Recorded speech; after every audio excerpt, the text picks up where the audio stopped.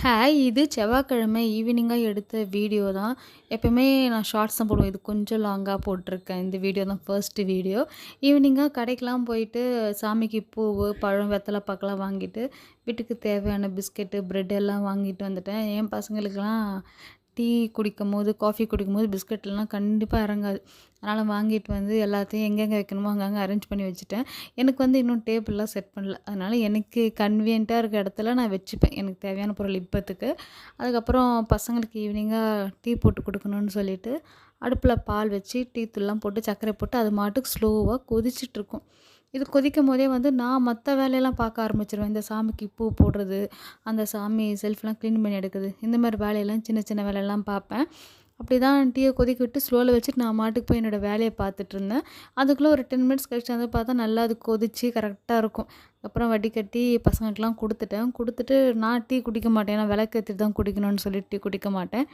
அதுக்கப்புறம் போய் மீதி இருக்கும் இல்லையா, நமக்கு சின்ன சின்ன வேலைகள்லாம் இருக்கும் இல்லையா, அந்த வேலையெல்லாம் பார்க்கணுன்னு சொல்லிட்டு போயிட்டு வேலையை ஸ்டார்ட் பண்ணிட்டேன். ஃபஸ்ட்டு வாசல்லாம் நல்லா பெருக்கி தொடச்சி எடுத்து காய வச்சுருந்தேன். அங்கே போய் கோலம் போட்டுடலான்னு சொல்லிட்டு கோலமாவு ரொம்ப வருஷம் கழித்து கோலமாவு யூஸ் பண்ணுறேன். நீங்கள் இதுக்கு முன்னாடி வீடியோலாம் கூட பார்த்துருப்பீங்க. நான் சாக் பீஸில் தான் கோலம் போடுவேன். நான் சின்ன வயசுலலாம் கோலமாவு யூஸ் பண்ணியிருக்கேன். எனக்கு தெரிஞ்சு ஒரு 4 ஆர் 5 இயர்ஸாக நான் வந்து சாக் பீஸில் தான் கோலம் போட்டுட்ருந்தேன். மறுபடியும் கோலமாவு எடுத்து இழுக்கிறதுக்கு வரலை. ஆனால் எனக்கு பழக்கம் இருக்கு இல்லையா, நமக்கு அந்த டச்சு விட்டு போகுமே தவிர்த்துக்கு அது மறக்காது இல்லையா, ஒரு பழக்கம் தான் நமக்கு. வாசலில் கோலம்லாம் போட்டுட்டு உள்ளே வந்துட்டு மீதி இருக்கிற எனக்கு சின்ன சின்ன வேலை, நம்ம வீடு க்ளீன் பண்ணிக்கிட்டே அந்த வேலையும் பார்க்கணும் இல்லையா. வீடெல்லாம் க்ளீன் பண்ணிட்டு ஒரு 6 மணிக்கு போல் ஃபஸ்ட்டு வாசலில் வந்து விளக்கு வச்சு விளக்கேற்றிட்டு, அதுக்கப்புறம் வந்து ஃபஸ்ட்டு எப்பயுமே வெளியே தான் ஏற்றணும்னு சொல்லுவாங்க பெரியவங்க. வெளியே ஏற்றிட்டு தான் உள்ளே வரணும், உள்ளே ஏற்றிட்டு வெளியே போகக்கூடாதுன்னு சொல்லுவாங்க. அதனால் ஃபஸ்ட்டு வெளியே ஏற்றி முடிச்சுட்டு உள்ளே வந்துட்டு மற்ற விளக்கெல்லாம் ஏற்ற ஆரம்பிச்சிட்டேன். எப்பயுமே வந்து விளக்கு ஏற்றும் போது கூட நம்ம கீழே இருந்து தான் மேலே போகணும், மேலேருந்து கீழே வரக்கூடாது. இப்படி தான் எனக்கு வந்து எங்கள் வீட்டில் எங்கள் பாட்டிலாம் சொல்லியிருக்காங்க.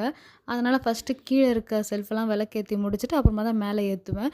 இது நடுவில் வந்து இந்த பஞ்ச பாத்திரத்தில் தண்ணி வச்சுருக்கோம்ல, என்கிட்ட ஏலக்காய்லாம் இல்லை, காலி ஆயிடுச்சு. நான் இனிமேல் தான் எல்லாமே பொறுமையாக செட் பண்ணணும்.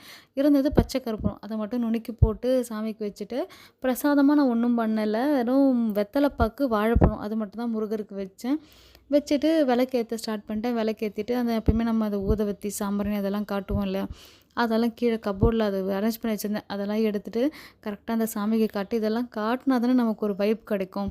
அதனால் சாமிக்கு காட்டிட்டு போயிட்டு இதுக்கு நடுவுலே வந்து இந்த பசங்களை சின்ன சின்ன டியூஷனுக்கு அனுப்புகிற அப்படியே டிவியில் வந்து இந்த கந்த சஷ்டி கவசம் ஓடும். அதையும் அப்படியே காதுலயே கேட்டுக்கிட்டு, பொறுமையாக விளக்கேத்திக்கிட்டு இப்படி தான் இருக்கும். ஆனால் வந்து நல்லாயிருக்கும் அந்த வைப். நமக்கு வந்து பாசிட்டிவ் ஒரு எனர்ஜி கிடைக்கிற மாதிரி இருக்கும். நான் வந்து எனக்கு தெரிஞ்சு ஒரு 6 to 7 இயர்ஸாக தான் உண்மையாகவே நான் முருகரை வந்து மனசார ஏற்றுக்கிட்டேன். இதுக்கு முன்னாடிலாம் நானும் செவ்வாய்க்கிழமை நான்வெஜ் சாப்பிடுவேன். நார்மலாக தான் இருக்கும் என்னோட டே. செவ்வாய்க்கிழமை ஒன்றும் ஸ்பெஷலாக வராது. ஆனால் வந்து ஒரு கட்டத்தில் ரொம்ப கஷ்டப்பட்டோம். ரொம்ப அடி வாங்க ஆரம்பிச்சது வாழ்க்கையில். அப்போ வந்து நமக்கே தோணும். அது வந்து ஆக்சுவலாக எனக்கு யாரும் சொல்லலை. இந்தமாரி முருகருக்கு நீ இருக்கணும், வராகி அம்மனுக்கு நீ இருக்கணும் அப்படின்லாம் யாரும் எனக்கு சொல்லித் தரல. எனக்குள்ளே தோணுச்சு, ஏன் முருகருக்கு நம்ம இருந்து பார்க்கக்கூடாது. இருந்தப்போ வந்து எனக்கு பெரிய ஒரு ரிசல்ட் கிடச்சிது. அப்போ வந்து இத்தனைக்கும் இந்த முறையெல்லாம் எனக்கு தெரியாது. எனக்கு வந்து என் மனசுக்கு தோண மாரி வீட்டில் ஒரு செவ்வாய்க்கிழமைனா 6 விளக்கு ஏற்றி வச்சு வெறுமனே சாமி கும்பிடுவேன். இத்தனைக்கும் இந்த பிரசாதம் வைக்கணும், இப்படிலாம் இந்த மந்திரம் சொல்லணும்லாம் எனக்கு தெரியாது. மனசார சாமி கும்பிட்டேன். ஆனால் அந்த டைமில் உண்மையாகவே எனக்கு பெரிய ஒரு மாற்றம் கிடச்சிது. மாற்றம் கிடச்சி தான் எனக்கு ஓரளவுக்கு மேலே ஏறி வந்தேன். அதுக்கப்புறம் வந்து ஒரு 2 இயர்ஸ் நல்லா போச்சு. மறுபடியும் என்னாச்சுன்னா, மறுபடியும் அதேமாரி வாழ்க்கையிலேருந்து நிறைய அடிலாம் விழ ஆரம்பிச்சுது. நம்ம பார்க்கக்கூடாத கஷ்டத்தெல்லாம் பார்க்க ஆரம்பித்தோம். அப்போ என்ன ஆச்சு எனக்கே தெரியல. நம்ம ரெகுலராக தானே சாமி கும்பிட்டுட்டே வரோம். அதே விரதத்த தானே கடைப்பிடிக்கிறோம். ஏன் மறுபடியும் நமக்கு இவ்வளோ கஷ்டம் வருதுன்ற ஐடியா தான் எனக்கு இருந்தது. பரவாயில்ல இருக்கட்டும், கஷ்டம் வந்துக்கிட்டே இருக்கட்டும். நம்ம மாட்டுக்கு சாமி கும்பிட்றத கும்பிட்டுக்கிட்டே இருப்போம்னு சொல்லிட்டு, இன்னும் தீவிரமாக அப்போ தான் இந்த முருகர் மேலே இன்னும் பக்தியாகி இன்னும் நான் சாமி கும்பிட ஆரம்பித்தேன். இது வந்து அவர் கும்பிட்டு தான் கொடுத்தாரான்னு கேட்டால் எனக்கு தெரியாது. ஆனால் எனக்குள்ள ஒரு வைப், ஒரு பாசிட்டிவ் வைப், ஒரு பாசிட்டிவ் எனர்ஜி வேணும்னா, நமக்கு ஒரு ஒரு பொருள் வேணும்ல, அடிப்படை பொருள் வேணும். அதுதான் நான் முருகராக எடுத்துக்கிட்டு நான் கும்பிடும்போது அது வந்து சட்டுன்னுலாம் போகல. எந்த ஒரு கஷ்டமும் நமக்கு சட்டுன்னு போகாது இல்லையா, உடனே போகாது. நிறைய பேர் கேட்பாங்க, நீ இவ்வளோ சாமி கும்பிட்ற, அப்பயுமே நீ இப்படி தான் இவ்வளோ கஷ்டப்பட்டுட்ருக்க அப்படின்னுவாங்க. ஆனால் வந்து அப்பயுமே நான் அதை விடாமல் நான் மாட்டுக்கு எனக்கு ஒரு எனர்ஜி வேணும், எனக்கு ஒரு பாசிட்டிவ் ஒரு வைப்பு வேணும், எனக்கு அதுக்கு ஒரு ஆதரவு வேணுன்றதுனால நான் முருகரை முழுசாக எடுத்தேன். நான் அதுக்கேற்ற ரிசல்ட்டை கொஞ்சம் கொஞ்சமாக தான் காட்ட ஆரம்பிச்சேன். அதனால தான் நான் எல்லா வீடியோலையும் சொல்லுவேன், நீங்கள் மனசார சாமி கும்பிடு, நமக்கு வேண்டியதை அவங்களே பார்த்துப்பாங்கன்னு. இந்த வீடியோவில் இவ்வளோ தான். அடுத்த வீடியோவில் என்னென்னு பார்ப்போம்.